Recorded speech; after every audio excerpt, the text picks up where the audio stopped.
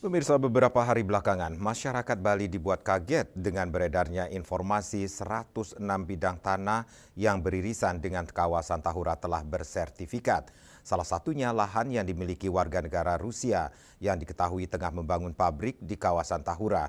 Padahal hutan bakau memiliki peran krusial dalam menjaga keseimbangan ekosistem pesisir dan menjadi garda terdepan dalam mitigasi bencana alam. Berbagai manfaatnya meliputi perlindungan lingkungan, konservasi keanekaragaman hayati, dan potensi penyelamatan hewan serta manusia. Dan berikut ulasannya.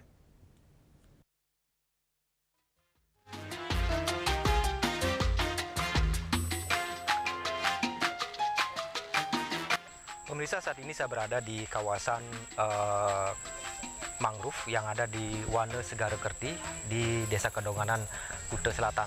Jadi kawasan ini merupakan salah satu kawasan konservasi mangrove dan bakau seperti itu yang dikelola oleh nelayan setempat. Saya akan mengajak Anda untuk berkeliling di kawasan Wane Segara Kerti ini, dan kebetulan pagi ini air lagi surut dan memang bagi wisatawan yang ingin berkunjung kemari disarankan ke sini sekitar pukul 6 pagi atau sampai dengan 9 pagi. Jadi karena air di jam ini air masih surut. Kita mungkin sepakat jika manfaat hutan bakau bagi lingkungan begitu besar. Di antaranya pencegah abrasi dan intrusi air laut. Sistem perakaran bakau yang kompleks dan kuat menahan tanah dari hempasan ombak, sehingga mencegah pengikisan pantai atau abrasi dan perembesan air asin ke daratan atau intrusi air laut. Berikutnya, peredam bencana alam. Kerapatan vegetasi hutan bakau berfungsi sebagai benteng alami yang dapat meredam gelombang besar termasuk tsunami, badai, dan angin kencang. Sebagai penyerap karbon, hutan bakau merupakan salah satu ekosistem dengan kemampuan tinggi dalam menyerap karbon dioksida dari atmosfer, menjadikannya kunci dalam upaya mitigasi perubahan iklim.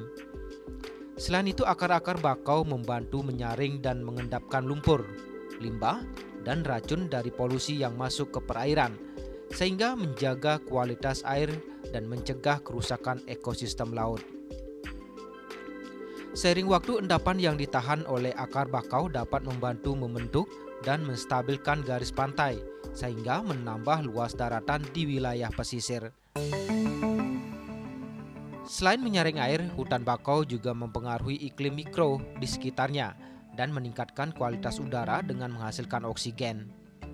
Hutan bakau merupakan habitat penting bagi beragam fauna, termasuk ikan, udang, kepiting, moluska, reptil seperti biawak dan kura-kura, mamalia seperti monyet dan manatee, serta berbagai jenis burung. Untuk itu, penanaman kembali hutan bakau yang rusak merupakan langkah vital untuk mengembalikan fungsi ekologis dan habitat bagi hewan. Penerapan manajemen tata ruang yang baik di wilayah pesisir dengan hutan bakau dapat mengoptimalkan pemanfaatan lahan secara berkelanjutan dan menjadikannya potensi ekowisata. Selain itu, adanya kebijakan dan penegakan hukum yang tegas diperlukan untuk melindungi hutan bakau dari eksploitasi dan kerusakan. Pemirsa, selain sebagai tempat untuk melestarikan serta menjaga ekosistem mangrove dan bakau seperti itu, kawasan mangrove ini juga dibuka untuk umum, terutama wisatawan yang ingin mengetahui seperti apa situasi yang ada di kawasan mangrove ini. Bagi Anda yang ingin berkunjung ke sini dan istilahnya berjalan kaki seperti itu menyusuri kawasan mangrove ini, bisa dilakukan pagi hari, yaitu dari pukul 6 pagi sampai dengan 8 pagi, karena di atas jam 8 pagi biasanya air sudah pada naik seperti itu, Pak, ya. Jangan sampai kawasan vital hutan mangrove malah dieksploitasi oleh beberapa oknum dengan mengatasnamakan membangun Bali. Padahal demi kepentingan kantong pribadi dan golongan semata. Seperti adanya temuan yang diungkap Rap DPRD Bali beberapa hari terakhir, yaitu adanya 106 bidang tanah yang telah disertifikatkan dimiliki oleh perorangan yang beririsan dengan kawasan Tahura. Salah satu dari lahan tersebut diketahui dimiliki warga negara Rusia yang tengah membangun pabrik di kawasan Tahura. Tak hanya para pejabat, kabar ini tentu saja membuat kaget masyarakat dan mempertanyakan siapa oknum-oknum yang terlibat di dalamnya.